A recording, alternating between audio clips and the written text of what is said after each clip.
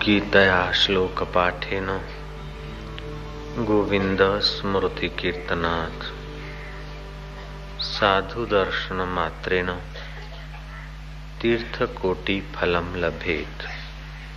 गीता के श्लोक का पाठ करने से,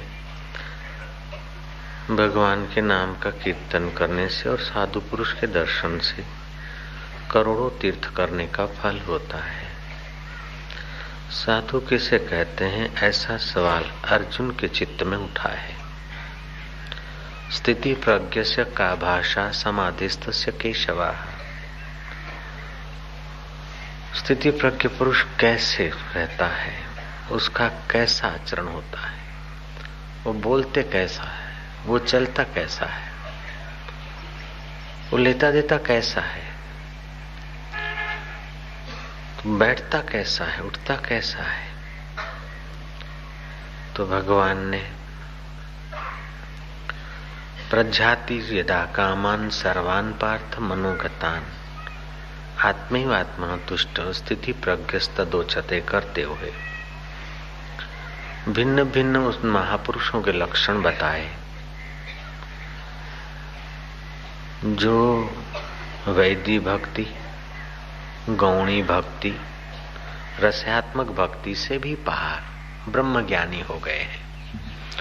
और ये जरूरी नहीं कि हर ब्रह्मज्ञानी के जीवन में तुकाराम की नाई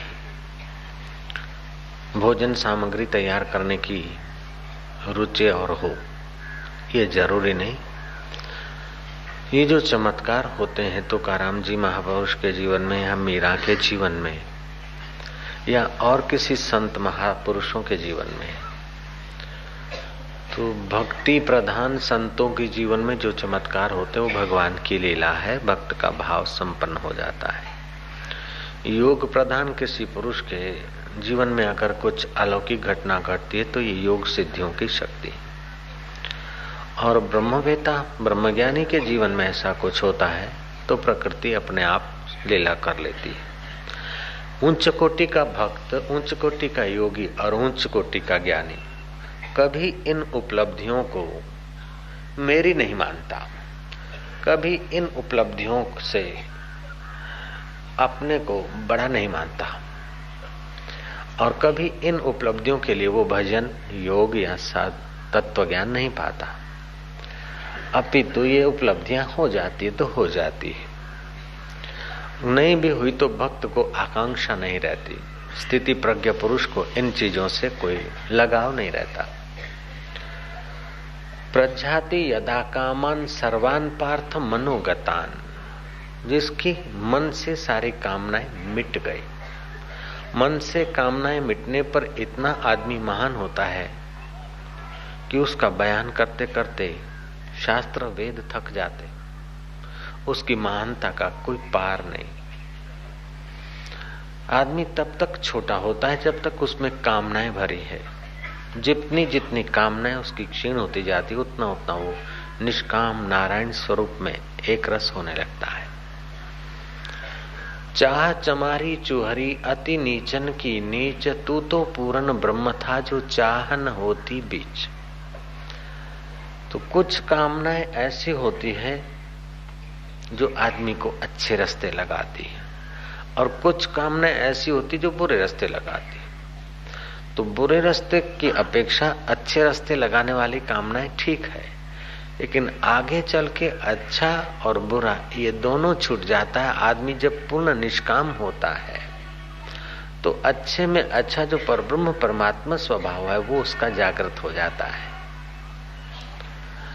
और उस परमात्मा स्वभाव में जब आदमी जग जाता है तो उसके लिए प्रकृति का हो, भगवान की लीला का हो, योग की शक्तियां का हो, उसके अनुकूल हो जाती।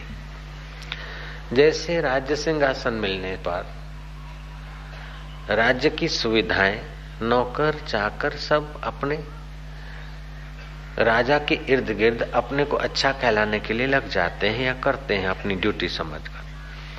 ऐसे तुम अगर निष्काम हो जाते हो तो बाकी का कार्य प्रकृति और प्रकृति के अनुचर सब करने लगेंगे। फिर जो होना चाहिए वो होने लगेगा और जो नहीं होना चाहिए वो रुकने लगेगा। ऐसे पुरुष के नजीक बैठने से हजारों हजारों लाखों लाखों लोगों को भी लाभ मिलता है। जो होना चाहिए ऐसा भाव लाखों आदमी का होने लगेगा उस पुरुष की हाजिरी मात्र से। एक निष्काम, पूर्ण निष्काम ब्रह्मवेता अगर हमारे बीच बैठा है तो हम व्यर्थ की गपशप नहीं कर सकते। हम उस ब्रह्मवेता महापुरुष के निकट बैठे हैं तो व्यर्थ का इधर उधर झांक नहीं सकते, व्यर्थ का हम खा नहीं सकते और व्यर्थ का हम पी नहीं सकते, और हम अनायास ही 1-2 घंटा 3 घंटा उनके हाजिरी में संयमी हो जाते हैं। बिना मेहनत अपने आप 3 घंटा चुप बैठो तो मुश्किल हो जाएगा। अपने आप 3 घंटा खाओ पियो इधर उधर करो तो इंद्रियों के झपेटे में आ जाओगे। लेकिन उन महापुरुषों के चरणों में बैठने से 2-3 घंटा तो इंद्रियों में जीने वाला आदमी भी संयमी हो जाता है। तो भगवान इस श्लोक में बताते हैं कि या निशा सर्वभूतानां तस्याम जागृति संयमी यस्याम जागृति भूतानि सा निशा पश्यतो मुने है। संपूर्ण मनुष्यों की जो रात्रि है उसमें संयमी मनुष्य जगता है, और जिसमें साधारण मनुष्य जगते हैं वह तत्व को जानने वाला मुनि की दृष्टि में वह रात्रि हो जाती है। जिस खान पान में, भोगने में, लेने में, देने में, संग्रह करने में, बदला लेने में साधारण आदमी सजाग है, उन चीजों में मुनि सोता रहता है। कोई बात नहीं, हो गया, कोई बात नहीं, क्या चाहिए, कुछ नहीं चाहिए, कोई बात नहीं। और जिस परमात्मा को छोड़कर संसारी लोग परमात्मा के विषय में, तत्व के विषय में उनको कोई पता ही नहीं, कोई जरूरत ही नहीं, जिसमें संसारी लोग सो रहे हैं उस आत्मा परमात्मा के ज्ञान में मुनि जगता है। और जिसमें संसारी लोग खूब सतर्क हैं, सावधान हैं, रुपया में, पैसा में, लेने में, देने में, बदला लेने में, दोस्तों से राजी रखने में, वार त्योहार को संभालने में, हमारा तारा ये वो सब, उसमें वो ब्रह्मवेता उदासीन है। और जिसमें संसारी लोग उदासीन है उसमें वो ब्रह्मवेता जगता है।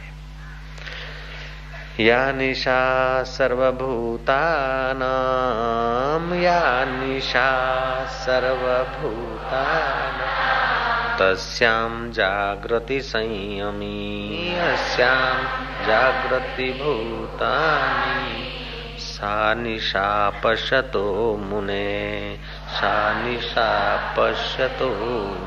संपूर्ण मनुष्यों की जो रात्रि है उसमें संयमी मनुष्य जागता है, और जिसमें साधारण मनुष्य जागता है, कुशलता रखता है, उन बातों में तत्ववेता,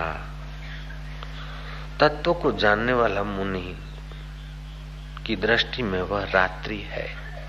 सारा संसार अविद्या से बना है, स्वप्ने जैसा है।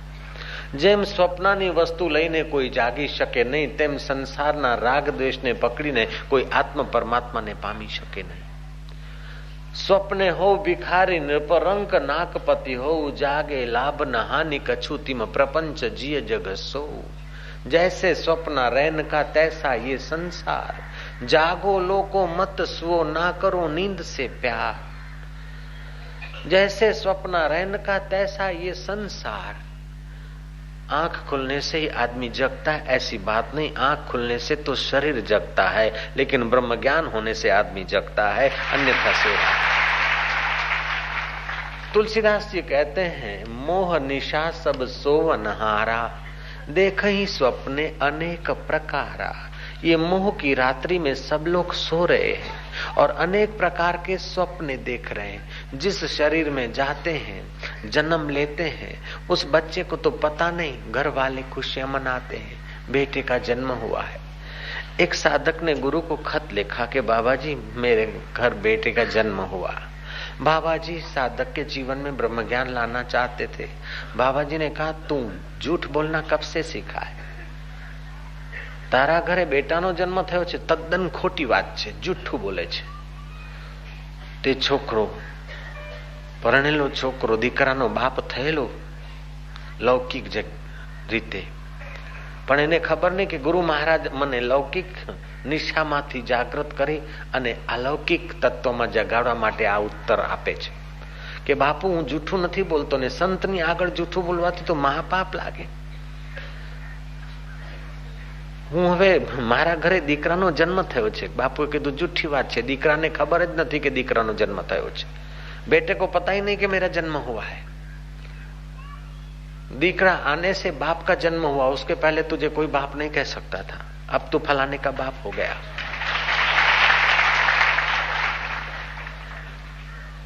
बेटा आने के बाद दादी का जन्म हुआ, उसके पहले तेरी माँ को कोई दादी नहीं कहता था. बेटा आने के बाद नानी का जन्म हुआ, मासी का जन्म हुआ, मामी का जन्म हुआ, मामा का जन्म हुआ, चाची का जन्म हुआ, चाचा का जन्म हुआ. बेटा आने से तेरा भाई चाचा हो गया और तेरी भाभी चाची हो गई. इन कईयों का जन्म हो गया. और जिसको बोलते बेटे का जन्म, बेटे का जन्म, बेटे को तो पता भी नहीं. लेकिन इस मोह की निशा में तुम बड़े चतुर हो और बराबर कहते हो कि बेटे का जन्म होता, और सब लोग मान लेते कि बेटे का जन्म हुआ. वास्तव में बेटे का जन्म तो तब हुआ जब बेटा समझे कि मेरा जन्म हुआ. जय राम जी की. तो इस व्यवहार की निशा में तो तुम सतर्क हो, लेकिन हम जो परमार्थ के दिन में आपको जगाना चाहते हैं उसमें बेटा जागना तुम्हें बाकी है. एक मोह हो गया है कि मैं फलाना हूं, नाम रख दिया, फिर मैं फलाना हूं पक्का हो जाता है.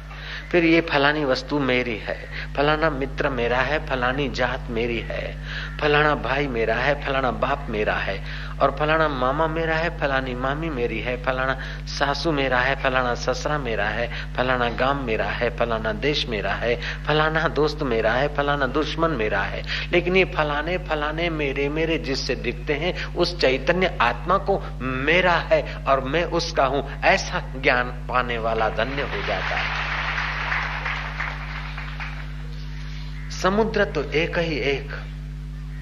अरब के नीचे लहलाता है तो अरबी समुद्र हो जाता है, बंगाल की खाड़ियों के इधर लहलाता है तो बंगाली समुद्र हो जाता है, और हिंद महासागर कहलाता है, हिंद में लहराता है. तो इस प्रकार समुद्र तो एक का एक अलग अलग जगह पर लहराता है, उसके नाम अलग अलग पड़ जाते हैं. ऐसे ही तुम्हारा सत्य चित्त आनंद स्वरूप परमात्मा तो एक का एक है, लेकिन आंखों से उसकी चेतना काम करती तो तुम समझते हो मैं देखता हूं. कानों से सुनने की सत्ता उस परमेश्वर की है, तुम अड़ंगा जमाते हो मैं सुनता हूं. नाक से सूंघने की चेतना उसी की आती, तुम्हारा हम बोलता मैं सूंघता हूं. जीभ से चखने की चेतना वहीं से आती, जीभ बोलती आप बोलते हो कि मैंने चखा है. मन को सोचने की सत्ता वहीं से आती है और आप बोलते मैंने सोचा है. बुद्धि निर्णय उसी की सत्ता से करती है, लेकिन आप सोचते हो कि मेरा निर्णय है. निर्णय बदल जाते फिर भी सत्ता वह रहती है, दृश्य बदल जाते फिर भी सत्ता वह रहती है, शब्द बदल जाते फिर भी सत्ता वह रहती है, मन बदल जाता है फिर भी सत्ता वह रहती है.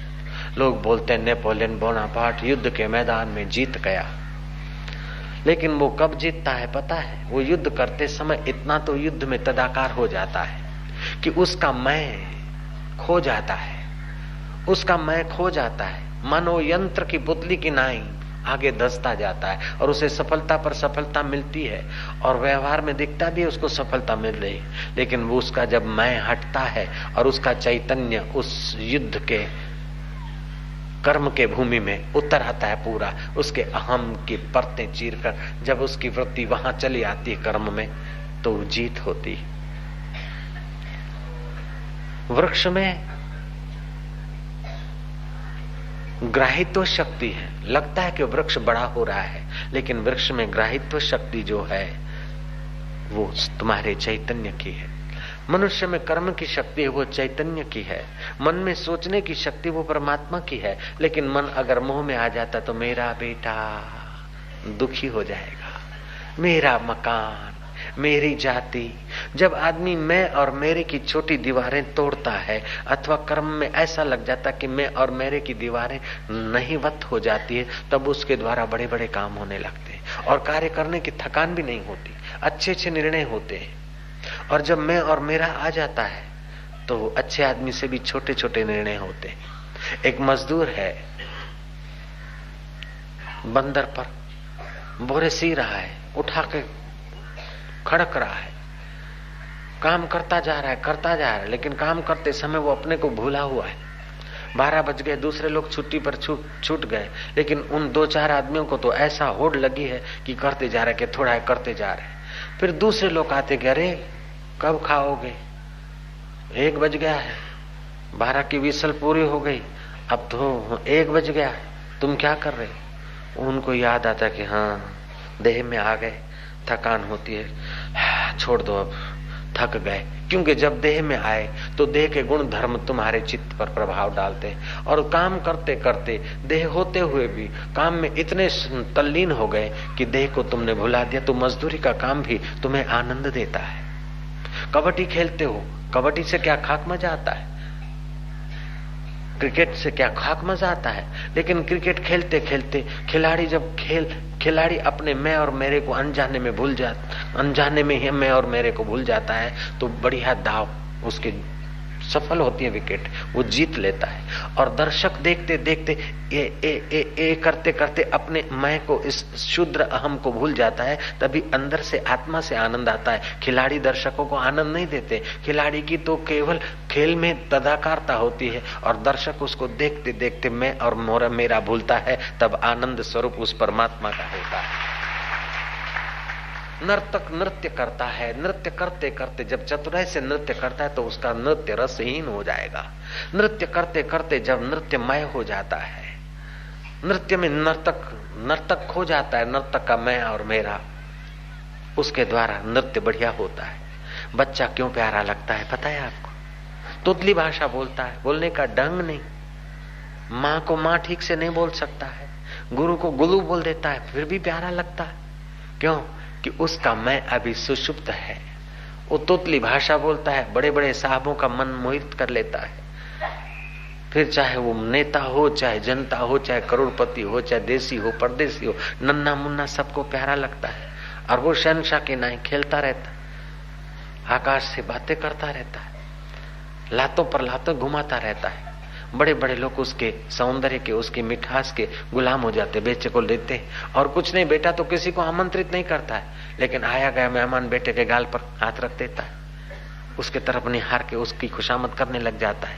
क्योंकि बेटा इस समय अनजाने में स्थूल मैं और मेरे से, मोह निशा से अनजाने में अभी थोड़ा पार है। अभी उसे मोह निशा ने घेरा नहीं। अभी मैं, मेरा, ये हमारी वस्तु, ये हमारा घर, ये हमारा मकान, ये हमारी जाति, ये अभी निशा में उसने प्रवेश नहीं किया। प्यारा लगता है, थकान मिटाने वाला हो जाता है। उस बच्चे को लोग उठाते हैं और वो शहंशाह होकर पिचकारी मार देता है, उसको कोई परवाह नहीं और कोई दोष भी नहीं। चलो बाहर है, छी करे चली, साहब भले कपड़ा पहुंचता रहे, लेकिन वो शहंशाह की नहीं जीता है।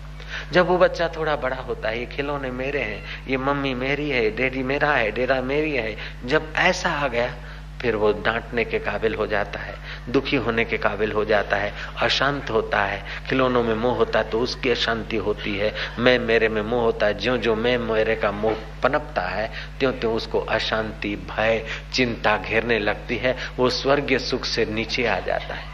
और फिर जब भजन करते करते, कीर्तन करते करते या और कोई कर्म करते करते अनजाने में मैं और मेरा भूलता है, तब परमात्मा चेतना का आनंद उसके नसीब में होता है। तो कुछ साधन ऐसे हैं कि अपने को सताकर मैं और मेरे को भुलाया जाए। जैसे शराबी शराब पीता है तो अपने को सताता है, इससे मैं और मेरा थोड़ा दब जाता है, उसको थोड़ा सा निश्चिंतता आती है, लेकिन ये रास्ता गलत है, आगे चल के शराबी को ज्यादा सहन करना पड़ता है। ऐसे ही दोस्तों के साथ चले गए घूमने, मूड चेंज करने के लिए, टीवी चालू कर दी, फिल्म चालू कर दी, अपनी चिंता को, अपने मैं मेरे को उस गुमराह करने के साधनों में लगा दिया। ऐसा आदमी गुमराह होता रहता है। लेकिन जिसको सत्संग मिलता है, सत्य स्वरूप ईश्वर से प्रीति होती है, तो अहम उसका ईश्वर में लीन होते ही ईश्वरीय तत्व का उसे प्रसाद मिलने लग जाता है। उसका फिर ईश्वर के मार्ग में जाने से उसका बाह्य मोह और ममता समेटकर ईश्वर में मोह होने लगता है। और ईश्वर में मोह होना मोह नहीं होता है, वो प्रेम का रूप ले लेता है। बाहर की चीजें तो मर जाती है, कुटुंबी मर जाते हैं, वस्तुएं मर जाती है, लेकिन ईश्वर नहीं मरता। ईश्वर शाश्वत है तो उसका मैं और मोहरा ईश्वर के शाश्वत स्वरूप के तरफ चलता है। तो धीरे धीरे जो ईश्वर के शाश्वत तरफ चलता है तो उसको ईश्वर तत्व का ज्ञान की रुचि होती है, ईश्वर के ध्यान की रुचि होती है। और देर सबेर ईश्वर प्राप्त महापुरुष जब संत मिल जाते हैं तो बता देते हैं कि ईश्वर तेरे से दूर नहीं, वो तुझसे दूर नहीं तो उससे दूर नहीं, तत्वमसि वो तू साक्षात चैतन्यात्मा। मैं के पर्दे को गुरुदेव हटा देते हैं। बीकानेर में एक ऐसे अनूठे संत हो गए जिनका देह का मैं और मेरा इतना गल गया था, लोग संपर्क नहीं करते थे, मस्ती से घूमते थे, आत्मज्ञान हो गया था। उनके स्वभाव में आ गया जो हो रहा है प्रारब्ध से, यार की मौज। आखिर लोग असली नाम उनका भूल गए, उनको यार की मौज करके बुलाते थे। को महाराज जैसे घाट वाला बाबा, घाट पे रहता है तो घाट वाला बाबा, ऐसे वो यार की मौज कहने वाले बाबा का नाम पड़ गया यार की मौज। वो यार की मौज बीकानेर में घूमते घामते, जब रजवाड़े थे तब की बात है, किसी राजा के महल के पास से गुजरा। सिपाही तो व्यवहार में तो जगे थे, मैं और मोर तोर में, मोह निशा में वो बड़ा जागृत थे, और वह महापुरुष मोह निशा से बिल्कुल अलग था। वो मोह निशा में पक्के जानकार थे, मैं मेरा तेरा ही है, और महापुरुष मैं मेरा तेरा में सोए हुए थे। देखा कि महल के पास में बड़ा सुंदर स्विमिंग पूल है, गर्मी के दिन है, वो महात्मा चला गया, धड़ाक धूम जाकर स्विमिंग पूल में जंप मारा। दोपहर का समय, गर्मी के दिन, राजा शयन कर रहा है, सिपाही झोंके खा रहे। सिपाहियों को क्या पता कि स्विमिंग पूल में ऐसा धड़ाका होगा। वो तो भाले लेकर, तलवार लेकर आए, कह रहे ये क्या क्या, कौन है तू? बोले यार की मौज। अरे बाबा लगता है तू, कैसे घुस गए इधर? ये तो राजा साहब का। बोले यार की मौज, अभी पड़ेंगे डंडे। बोले यार की मौज, बाहर निकल। बोले यार की मौज। ऐसा वो परमात्मा की मौज के साथ तदाकार हो गया था कि सिपाहियों की धाक दम की गाल गलूच उनके चित्त पर असर नहीं। वो मोह निशा में सोए हुए तो सिपाही सोच रहे कि हम गाली दे रहे, लेकिन महात्मा तत्व में ऐसे जगह कि गाली की कोई कीमत ही नहीं। जैसे सपने की वस्तुएं और सपने की बंदूकें जागृत पुरुष को क्या हानि करेगी। तुम स्वप्न देख रहे हो और बंदूकें मार रहे हो किसी जागृत पुरुष को, तो तुम्हारी बंदूकें कितनी लगेगी? सपने का पिस्तौल है, सपने की बंदूकें, और जिसको मार रहे हो वो जागृत में पुरुष है, तो क्या करेगी असर? ऐसे जो महापुरुष जगह है उसको संसार के यश अपयश, लाभ हानि, मान अपमान, गाली गलौत, पूजा, ये क्या बांधेगा? उसके महापुरुष के लिए तो सब खेलवाड़ है। ऐसे पुरुष ब्रह्मज्ञानी कहे जाते हैं। जो लोग गुरुवाणी पढ़े हैं, सुने हैं, उनको पता होता है कि गुरु ग्रंथ साहब का पाठ रखने वाले आखिरी दिन पूर्णाहुति के हिस्से को पढ़ते हैं और उसमें जरूर ये बात आती है, जैसा अमृत तैसी विष काटी, जैसा मान तैसा अपमाना, हर्ष शोक जाके नहीं वैरी मीत समान, कह नानक सुन रे मना मुक्त ताही ते जान। जैसा मान तैसा अपमाना, जैसा अमृत तैसी विष खाटी, हर्ष शोक जाके नहीं वैरी मीत समान, कह नानक सुन रे मना मुक्त ताही ते जान। वह मुक्त पुरुष है। वो मुक्त पुरुष को कौन बांध सके, कौन दुखी कर सके? दुखी होने के लिए तो आपको अपना हस्ताक्षर करना पड़ता है। कोई आदमी ने आपको कुछ कह दिया, आपके पास विवेक है तो चलो वो अपनी दृष्टि से कह रहा है, उसकी दृष्टि से ऐसा है, हरिओम तत्सत, तो आप नहीं दुखी हो सकते। लेकिन ऐसा मेरे को क्यों कहा, मैं तो ऐसा हूं नहीं, तो मैं माना शरीर को मैं मान रहे, और ये शरीर पहले था नहीं, बाद में रहेगा नहीं, और बीच की माया लग गई।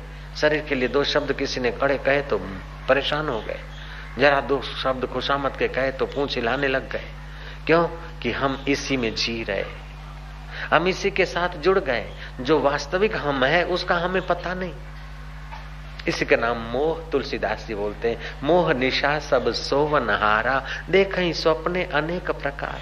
अभी स्वप्न देख रहे हैं आप लोग के हम माइया है, आप लोग स्वप्न देख रहे हैं हम भाई हैं, वरना सच पूछो तो चेतन वही का वही है। यहाँ भाई होने का स्वप्न देख रहे हैं, वहां माई होने का स्वप्न देख रहे हैं। और उसमें माइयों में भी वेरायटी है। हूँ पटलाणी छू, हूँ वाणियण छू, हूँ सिंधण छू, अने हूँ गुजरातण छू, हूँ ब्राह्मणी छू, अने हूँ मारवाड़न छू।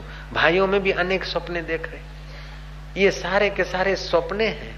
इसमें हम लोग बराबर जाग रहे हैं और इन बातों में महापुरुष हो रहे हैं कि चलो ठीक है। दो प्रकार के लोगों को विशेष स्मृति नहीं रहती। एक तो जिनकी उम्र बढ़ जाती है और शक्ति क्षीण हो जाती है, उनको भी स्मृति नहीं रहती। और दूसरा जो ब्रह्म रस में ऐसे खो जाते हैं कि बोलने का नाम बोल देते हैं, कहने का कह देते हैं, दूसरे क्षण पूछो तो उनके चित्त में भी उसका कोई गहरा असर नहीं होता। उस महापुरुष के चित्त में कोई असर नहीं हो रहा है और वो ऊंचे नीचे हो रहे हैं, गाली गलौज कर रहे हैं, परेशान हो रहे हैं। महापुरुष संतुष्ट है। आत्मन तुष्ट स्थिति प्रज्ञ तदोचते। हल्ला गुल्ला हो गया, वो सिपाही चारों तरफ स्विमिंग पूल के और तलवारें दिखाने लगे, लेकिन महापुरुष का चित्त तत्व में जगा है, इस मेरे तेरे में निश्चिंत है। आप अगर सचमुच में निर्वासनिक होकर निश्चिंत रहते हो तो प्रकृति आपके लिए नियम बदल देगी। जैसा शरीर का प्रारब्ध होगा उस प्रकार ही होगा। कोई अनर्थ नहीं कर सकता आपके आगे। आपकी हाजिरी मात्र से जो होना चाहिए वो होने लगेगा। जैसे सूर्य की हाजिरी मात्र से ऑक्सीजन बढ़ जाता है, पक्षी किलहोल करने लगते हैं, फूल खिलने लगते हैं, भंवरे मंडारने लगते हैं, आदमी उठने लगते हैं और हमारे तंदुरुस्ती में भी कुछ बढ़ोतरी होती है। 1-2 डिग्री बुखार भी सूर्य के उदय होने के समय कम हो जाता है। हर मरीज से मिलो, रात्रि को मिलो तो गहराता मिलेगा, प्रभात को सूर्योदय के समय मिलो तो उसकी गहराई में कुछ आराम होगा। सूर्य आते ही जो होना चाहिए होने लगता है, जो नहीं होना चाहिए वो रुकने लगता है। हार्मफुल बैक्टीरिया रवाना होने लगते, भूत पिशाच का डर अपने आप रवाना होने लगता है। सूर्य को मेहनत नहीं करनी पड़ती भूत को भगाने के लिए, सूर्य को मेहनत नहीं करनी पड़ती कि मरीजों को तंदुरुस्त करने के लिए। सूर्य का स्वभाव ऐसे जो निर्वासनिक पद में है, मोह निशा से जागा है, ऐसा महापुरुष अपने स्वभाव में जीता है। जो अपने आत्म स्वभाव में जीता है उसकी हाजिरी मात्र से, उसके दर्शन मात्र से, उसके वचन मात्र से जो होना चाहिए वो होने लगता है और जो नहीं होना चाहिए वो रुक जाता है ऑटोमेटिकली।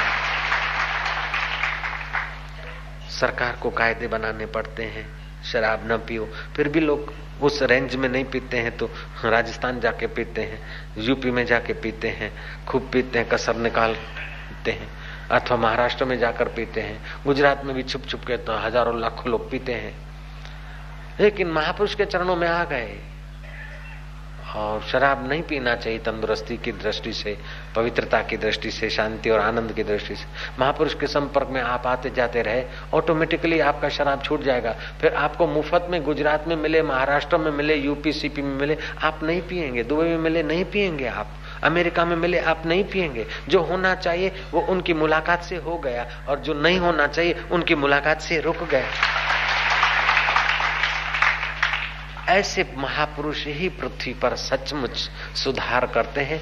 बाकी साधारण लोग तो सुधार के नाम पर अपनी कुर्सी, अपना धन, अपनी इच्छाएं, अपनी वासनाएं तृप्त करने लगते हैं। कोई कोई होंगे बेचारे महापुरुष के संपर्क वाले जो थोड़ी बहुत समाज की सेवा करते होंगे, उनको तो सबको धन्यवाद है। बाकी सच्चा सुधार तो उन्हीं पुरुषों के द्वारा होता है जो आत्मरामी,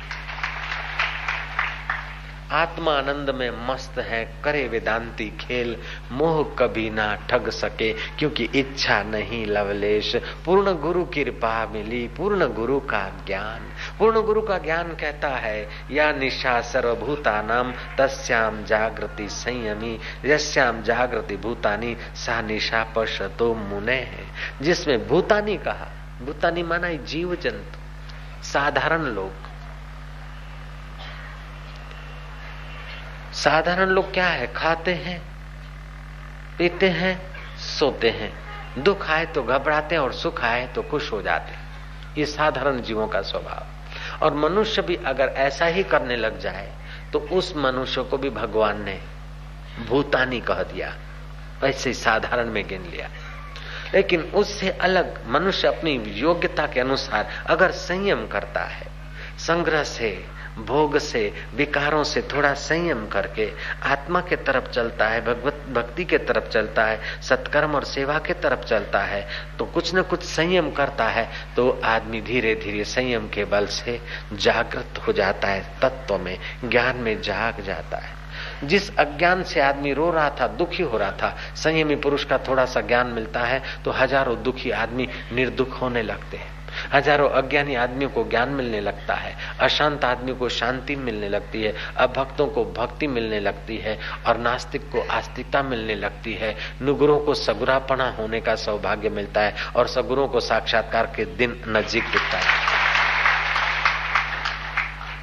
संयमी पुरुष अपने को तो तारता है, लेकिन अपने संपर्क में आने वालों को भी तारता है। ऐसे पुरुषों के लिए वैदिक काल में राजे महाराजे सब कुछ करने को तैयार हो जाते थे। भगवान राम के पिता दशरथ वेद व्यास जी के लिए सोने का सिंहासन बनाए, महापुरुष आए बैठे। एकनाथ जी महाराज के पास चांदी का झूला था बड़ा भारी। मूर्ख लोग सोचते थे कि आ संत ने वड़ी चांदी ना झूला में झूलानी जरूर शू छे। नहीं, उनको तो इच्छा नहीं है, लेकिन उन महापुरुषों से न जाने कितने कितने लोगों की जिंदगियां सुधरी है। और एक एक चांदी का रुपया भी गिनो एक एक आदमी के पीछे, तभी भी उनके पास इतनी चांदी है, वो बिल्कुल कम है। मेरे पास कुछ लोग आए, मेरे को कहा कि बापू शोभा यात्रा निकालने की आज्ञा दो। मैं क्या नहीं, बोले बापू पूरे कडोली गांव की इच्छा है, फलानी इच्छा है। मैं क्या नहीं, खोटा खर्चा मत कर। बोले एमा वળી खर्चो शू, जीपना 200-500 रुपया के कतार गाम वाला ने मैं ना पाड़ी थी शोभा यात्रा के कीर्तन यात्रा ना काढो, खोटो खर्चो ना करो। कि बापू एमा कई खोटू नहीं। मेरे को पुरानी बात याद आई।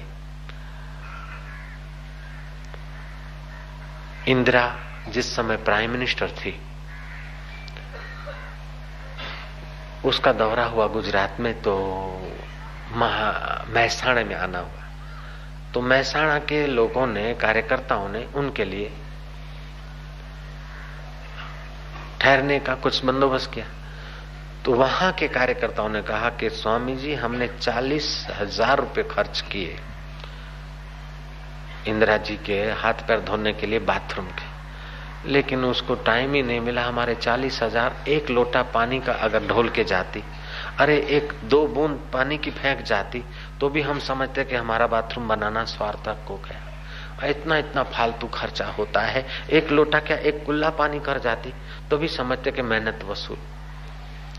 हम सोचते हैं कि राजे महाराजाओं की हम कितनी उनकी सिक्योरिटी की दूसरी तीसरी कितनी व्यवस्था में खर्च करते हैं, और जो हमारे जीवन को विकारों से, विषयों से, रोगों से, बीमारियों से, पीड़ाओं से, अशांति से बचाकर केवल इस लोक में नहीं, परलोक में नहीं, लेकिन लोकांतर से पार ब्रह्म स्वरूप परमात्मा तक ले जाने की यात्रा कराते, उनको हम क्या दे रहे हैं? नगण्य है जो कुछ उनके लिए हम करते, नगण्य है, कुछ भी नहीं है। सरिता जब बहती हुई हरिद्वार आती तो लोग देखते कि गंगा का कितना मान है, कितनी पूजा हो रही है, लेकिन उन लोगों को ये भी समझना चाहिए कि गंगा हरिद्वार पहुंची तो कितने सारे कष्ट सहती हुई, झेलती हुई, तब हरिद्वार में गंगा होकर पूजनीय होती है। पहले तो वो सागर से तप्त किरणों के द्वारा उठाई गई, फिर बादलों में टक्करें लेती वो पहाड़ों पर जा गिरी और कई महीने पड़ी रही, और फिर सूर्य के किरणों ने उसको तपाया। बाद में वो झरने होकर बही, और फिर महाराज कई चट्टानों से, कई पेड़ों से, कई पौधों से किलकिलाहट चिलचिलाहट करती हुई, रास्ता काटती हुई, टक्करे सहती हुई, रातें और दिन को यात्रा करती करती बड़े कई दिनों से, कई महीनों से उसकी तपस्या चालू है। तब वो गंगा हरिद्वार में गंगे मात होके पूजी जाती है। ऐसे संत न जाने किसी कई जन्मों के, और इस जन्म में कई उपासनाएं और साधना की, तब अब संत भगवान होके पूजे जाते, लेकिन उनका संत बनने में कितना परिश्रम है।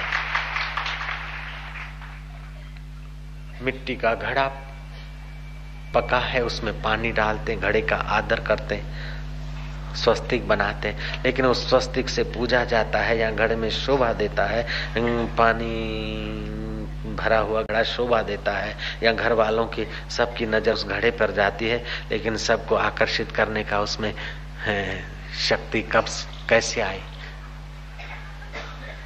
वो कुम्हार के द्वारा उठाई गई मिट्टी पैरों के द्वारा रौंदी गई, चाक पे चढ़ाई गई, ताप में तपाई गई, धूप में सुखाई गई, बाद में निभाड़े में तपाई गई। और इतना नहीं, निभाड़े में तपने के बाद कुम्हार ने टकोरा मार के निकाला, फिर मिसिस कुम्हार ने जब माल दूसरी जगह रखा तब चेक किया। जब मिसिस कुम्हार मिस्टर कुम्हार के टकोरे खाए, इतना ही नहीं, जब बाजार में आया तो खरीदार ने एक घड़ा लेना है, उसने 4 घड़ों को दे मारा जयराम जी की, और उसमें से एक आधा घड़ा लिया। ऐसे तो कई बार उस घड़ों ने टकोरे सहे। बाद में ग्राहक ने एक घड़ा लिया, वो घर ले गया तो पत्नी पूछती कि કેટલા નું લાયા? વગાડીને આવ્યો છે, છતાં એને વગાડવાનું મન થાય છે, બાપડો सहन करे। नौकर से जी कितने का लाया? बोले 5 रुपए का। हाँ अच्छा है। नौकर अपने असिस्टेंट को बोलता जा घड़ा धो के आ। असिस्टेंट भी चुप नहीं रहता, वो भी। तब कहीं घड़ा आदमी का आकर्षण केंद्र बनता है। ऐसे ये देह रूपी घड़ा में परब्रह्म परमात्मा रूपी अमृत भरने के लिए गुरुओं के टकोरे, माता पिता के टकोरे, धर्म शास्त्र के नीति नियम के टकोरे सहते सहते सहते जब ये साधक सिद्ध बनता है तो बोले अरे बाप जी का तो बड़ा वट है, बाप जी को राजे लोग मानते हैं, देवता लोग मानते हैं। अरे वाह वाह वाह, संत बनने में बहुत मजा है। कर लिया संत का वेश, लेकिन अपने को तो कोई पूछता नहीं, क्योंकि तुम उस प्रोसेस से नहीं गुजरे।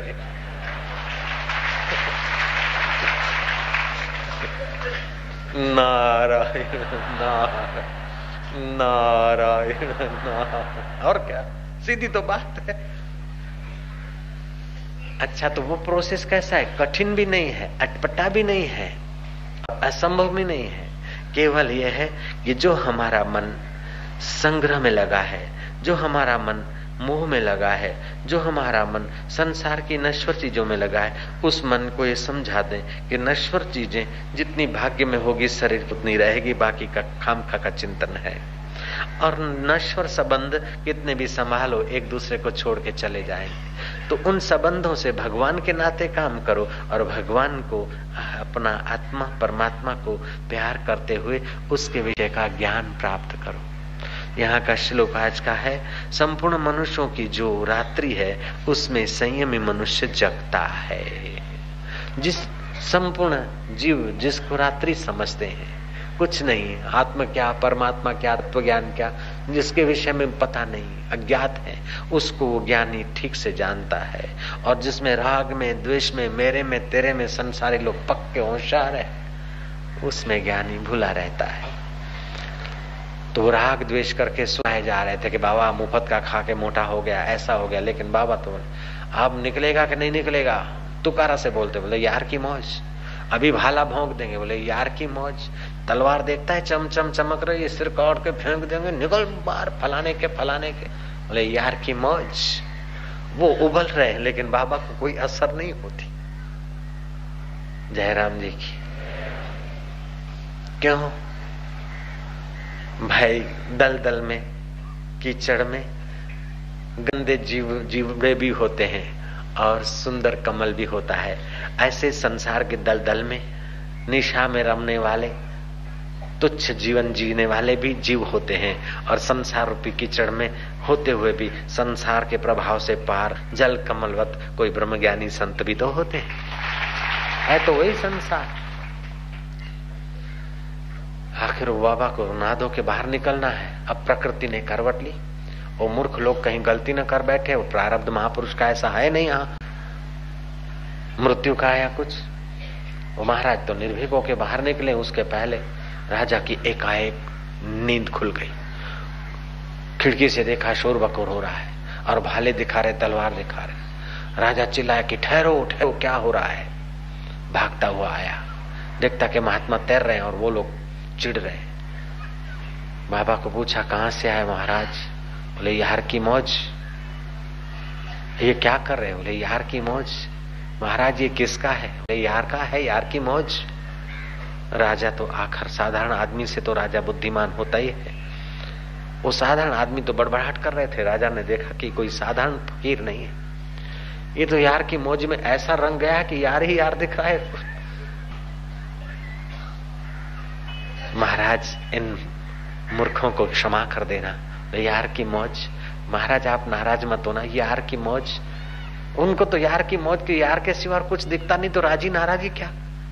महात्मा बाहर आए, राजा उनकी अर्घ्यपात से पूजा करता है। उस समय भी वही शांति और मूर्ख उनको कुछ का कुछ सुनाते, उस समय भी हृदय में वही की वही शांति। मूर्ख पाप ले जाते हैं और धर्मात्मा सेवा करके पुण्य ले जाता है, लेकिन महात्मा पुण्य और पाप दोनों से न्यारे रह जाते हैं। पर ब्रह्म परमात्मा जैसा अमृत तैसी विष खाटी, जैसा मान तैसा अपमाना, हर्ष शोक जाके नहीं वहरी मित समान, कह नानक सुन रे मना मुक्त ताही ते जान। पशु पक्षी पेट भरने में, बच्चा पैदा करने में जागृत है, वो भी चतुर है, लेकिन पशु पक्षी आज का खा लेते हैं, कल की फिक्र नहीं करते। मनुष्य अगर आत्मज्ञान नहीं पाता तो पशु पक्षियों से भी ज्यादा दुखी रहता है बेचारा। अगर आत्मरस मनुष्य के जीवन से निकाल दिया जाए, आत्म समझ निकाल दिया जाए, तो मनुष्य पशु पक्षी से भी ज्यादा घाटे में। क्योंकि पशुओं को पक्षियों को no income tax, no sale tax, no surcharge, no जमाई प्रॉब्लम, नो दीकरी प्रॉब्लम, नो दहेज प्रॉब्लम, नो पोता प्रॉब्लम, नो पोती प्रॉब्लम, नो दोता प्रॉब्लम, नो दोती प्रॉब्लम। कोई प्रॉब्लम नहीं रहता पशुओं को पक्षियों को। फिर भी पशु पक्षियों से मनुष्य श्रेष्ठ माना जाता है, क्योंकि मनुष्य में वह स्मृति है जो अपने स्मृति जहां से आती है उस स्मृति दादा को पहचानने की शक्ति मनुष्य में है, पशु में नहीं है। सत्संग सुनने की क्षमता मनुष्य में है, पक्षियों में नहीं है। लोक लोकांतर की यात्रा करने की क्षमता पशु में नहीं है, मनुष्य में है। नरक और स्वर्ग का ज्ञान समझना और पाने की और उनसे ऊपर उठने की क्षमता मनुष्य में है। कुछ इस्लामी फकीरों ने रबिया से पूछा कि तू खुदा की बंदगी क्यों करती है, क्या तुझे बिस्त जाना है? बोले खुदा करे कि अगर मैं बिस्त के लिए खुदा की बंदगी करती तो मुझे बिस्त कभी न मिले, तो क्या दोजक से बचने के लिए खुदा को रिझाती है? बोले अगर दोजक के उससे बचने के लिए भगवान का भजन करती हूँ तो मुझे भगवान दोजक में ही डालना। मैं दोजक से बचने के लिए, नरक से बचने के लिए भजन नहीं करती और स्वर्ग में जाने के लिए भजन नहीं करती। मैं तो वो प्यारा है, उसको प्यार किए बिना मुझसे रहा नहीं जाता, इसलिए मैं उसका भजन करती हूँ। भजन करने योग्य है। अगर भगवान का भजन नहीं करेगा तो काम का भजन करेगा, धन का भजन करेगा, रुपए का भजन करेगा, ईगो का भजन करेगा, अपने को सजाने का भजन करेगा। और जो आदमी अहम को पुष्ट करके सुखी रहना चाहता है वो अंदर में घबराता रहता है। अहम की खुशामद तो ही थोड़ी देर के लिए आर्टिफिशियल सुख मिला, फिर जहां अहम की खुशामद कम हो गई या नहीं हुई वहां फिर दुख चालू हो गया। लेकिन जो सचमुच में भगवान का भक्त है उसकी वाहवाह होती तो भी उसको असर नहीं, और उसकी निंदा होती तभी असर नहीं। वो झंझट प्रूफ, निंदा प्रूफ, अपमान प्रूफ और मान प्रूफ होकर ब्रह्म परमात्मा जैसे मान हानि से पर है, ऐसे भगवान का प्यारा साधक और भक्त भी धीरे धीरे अभ्यास करके मान और हानि से, मोह और माया से पर हो जाता है। छठा दिन हुआ है, पूतना विष ले आई स्तन में। कृष्ण को क्रोध नहीं और द्वेष नहीं। शिशुपाल 100 गालियां देता है, कृष्ण के चित्त में चोट नहीं। व्यवहार के लिए जो कुछ करना है करते हैं, लेकिन कृष्ण का चित्त उद्विग्न नहीं होता। सोने की द्वारका डूब रही है, बेटे आपस में युद्ध करके सब समाप्त हो रहे, कृष्ण के हृदय में चोट नहीं होती। ये तो माया के बुलबुले पैदा हुए, माया में लीन हो जाएंगे। मृत्यु भी कैसी हुई, समाधि करके नहीं, सोने की द्वारका में बैठ के नहीं, जंगल में ऐसे बैठे और शिकारी ने मृग समझा और दे मारा बाण श्री कृष्ण के चरणों में। शिकारी ने देखा कि मृग लेने जाता हूं, देखा कि मृग तो नहीं, ये तो मृग नहीं कन्हैया है। ओहो गलती हो गई, क्षमा करना। बोले कोई बात नहीं, ऐसी नियति थी, तू मौज कर। श्री कृष्ण अपने इंद्रियों को मन में, मन को बुद्धि में और बुद्धि को अपने स्वस्वभाव में लीन करके महाप्रयाण कर लेते। हाय हाय करके चिल्लाकर, उसको श्राप देकर या गाली देकर नहीं रवाना हो रहे, कहराते हुए नहीं, हंसते हंसते आए। हंसते हंसते युद्ध में और सब काम में हंसते हंसते जिए और हंसते हंसते गए। और वो सिखाते हैं कि तुम्हारे जीवन में दुख का कोई स्थान नहीं है, चिंता और भय का स्थान नहीं है, मोह का स्थान नहीं। लेकिन तुम निशा में होते ना, जैसे रात्रि में तुमको ठूंठे में चोर दिखता है, रात्रि में रस्सी में सांप दिखता है, रात्रि के समय में जो हितैषी है वो भूत जैसा दिखता है, और जो चोर डाकू है वो अपना जैसा भी दिखता है अंधकार में। ऐसे ही काम, क्रोध, लोभ, मोह ये चोर है, लेकिन काम में सपोर्ट करने वाले तुमको, क्रोध में सपोर्ट करने वाले तुम बराबर हो। ये ठीक किया, इसको डांटा मारा, ठीक किया। तुम्हें जो विकारों में पोषते हैं अथवा तुम्हारी गलती में जो भागीदार होते हैं, ऐसे मित्रों से तुरंत सावधान हो जाओ। तुम्हारी गलती को जो स्पष्ट बता सकते हैं, तुम्हारे ईगो को जो पोषते हैं, ऐसे खुशामदखोरों से सावधान रहो। लेकिन तुम्हारे ईगो को जो तोड़कर भगवान के तरफ ले जाते हैं, उनके चरणों में तो अनकंडीशनल सरेंडर होते जाओ, इसी में तुम्हारा भला है। बार बार वहां जाओ जो तुम्हारा अहम तोड़कर परमात्मा के साथ तुम्हारे मन को जोड़ना चाहते हैं, उनके साथ जाओ। गीता में एक श्लोक आता है, ना अतिमानितः, अतिमान की इच्छा न रखो। जहां मान छोड़ना है, अहम छोड़ना है, उस जगह पर भी कई लोग मान की इच्छा रखते। मान पुड़ी है जहर की, खाए सो मर जाए, चाहे उसी की राखता वो भी अति दुख पाए। एक सेठ ने ऐसा नौकर रखा था जो सेठ को खरी खोटी सुना देता था। एक बार वो सेठ अपने वेवई के साथ, कपड़े की फर्में थी, होलसेल के दुकान थे, रिटेल के दुकान थे, अपने एक फर्म में गया जहां रोज जाता था। पहले दोपहर के 2 बजे वेवई के साथ, साधारण नौकर जो बुहारी देता था, उसने सेठ को सुनाई खरी खोटी। हम लोग तो 9 बजे आ जाते और आप 2 बजे आते, हम कमाए और तुम मुफ्त का खाओ, कब तक चलेगा ऐसा काम? सोते रहते हो क्या? दिन को सोने से बीमारी आती है और आयुष्य नाश होता है। क्या सो रहे थे कि घूम रहे थे? मेहमान आए तो मेहमान से मिलके आ जाना सही टाइम सर। लक्ष्मी आवे तो क्या है, लक्षण तो नहीं जाने चाहिए। ऐसा सुनाए महाराज, वो वेवाई देखने लगता है कि ये कौन है। सेठ से पूछता है, ये क्या है, ये तुम्हारा कौन है? बोले ये हमारा दुकान का नौकर है। बोले नौकर? हाँ। कितना पगार है इसका? बोले इसका पगार है, इसका पगार तो 25-30 रुपया होगा। इसका पगार काम करने का तो उतना ही है थोड़ा सा, लेकिन बाकी लोगों के सामने भी मेरे अहम की धुलाई कर सकता है, इसलिए उसको 1000 रुपया एक्स्ट्रा भी देता हूं। बोले क्या करते हो? बोले सब सेठ जी करते हैं सलाम, वाह भाई वाशु, वाह भाई वाशु, वाह भाई फलाना, वाह भाई फलाना, वाह भाई फलाना, वाह भाई फलाना में उम्र पूरी थी विंदी। सिंधी में चवणिया, चरी रन भूडे में खुश। तो वाह वाह करने वालों के बीच तो मैं जी रहा हूं, इससे तो मेरा अहम बढ़ेगा, इससे तो मेरी गलतियां बढ़ेगी, इससे तो मेरा जन्म मरण नहीं मिटेगा। इसलिए मैंने एक नौकर ऐसा रखा है कि संत के पास तो मैं नहीं जा सकता हूं, तो कम से कम निर्भीक होकर मेरे को घड़ सके, ऐसे आदमी को मैंने रखा है। और ये मेरे को छूट से बोलता है, इसलिए इसकी मैं कीमत करता हूं और इसको मैंने पगार एक्स्ट्रा जाता है। वो अपने आध्यात्मिक तंदुरुस्ती के लिए ऐसे लोग भी रखने वाले रखते थे। आप लोग ऐसा आदमी रखो, ये मेरी सलाह नहीं, लेकिन कम से कम ऐसे लोगों के पास जाओ जो तुम्हारी गलती तुमको सामने सुना दे। अपमान के वक्त आप देखो अंदर क्या होता है। मीठा मीठा गप और खड़ा खटा चट, ये तो भाई सब करते हैं। मीठी जलेबी देखकर तो पूंछ भी कुत्ता पूंछ हिलाता है, डंडा देखकर पूंछ सीधी कर देता है। मनुष्य तो ऐसा किया तो फिर मनुष्य उनसे आगे कैसे निकलेगा? सुखम वा यदि वा दुखम स योगी परमो मता। सुख आए तो भूल न जाना, दुख आवे तो ना घबराना, क्योंकि आने वाले और जाने वाली चीज है, इसमें आप मत जगो। आने वाला और जाने वाली चीजों में चिपको मत, लेकिन आने और जाने वाली चीजों को जो देख रहा है उस परमात्मा में जागो, तो तुम मुनि हो जाओगे।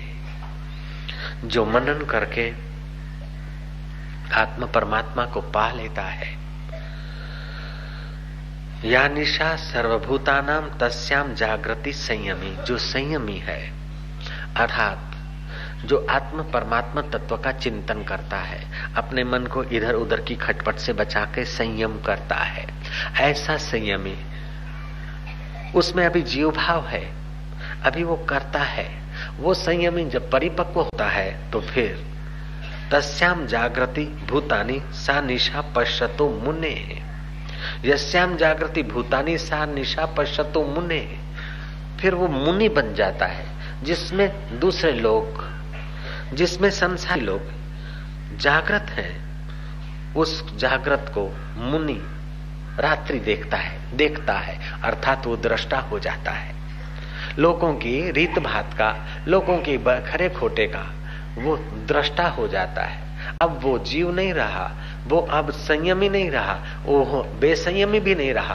बेसंयमी तुच्छ जीवन है, संयमी ऊंचा जीवन है, लेकिन जब संयम है तो संयम जीव का होता है। वो अब जीव भाव से भी पार गया और भोगी भाव से भी पार गया। वो पश्यतो मुनय है, वो मुनि हो गया। अब उसके द्वारा राज्य भी हो सकता है, उसके द्वारा धंधा भी हो सकता है। ऐसे कोई ब्रह्मज्ञानी है धंधा भी कर सकते हैं, ऐसे कोई ब्रह्मज्ञानी जो घर भी चला सकते हैं, ऐसे ब्रह्मज्ञानी है जो युद्ध भी खेल सकते हैं, ऐसे ब्रह्मज्ञानी जो पागल का वेश बनाकर भी जी सकते हैं। अब उन महापुरुषों को सारा संसार साक्षी भाव से वो देखते रहते और आगे चलकर साक्ष्य और साक्षी भाव भी नहीं रहता। वो ऐसी अवस्था को प्राप्त हो जाते हैं। तस्य तुलना के न चाहते, उस पुरुष का दर्शन अमोघ होता है। ऐसे पुरुष के दर्शन के लिए शास्त्र कहता है कि गीतया श्लोक पाठे न गोविंद स्मृति कीर्तनात् साधु दर्शन मात्रेन तीर्थम कोटि फलम लभेत।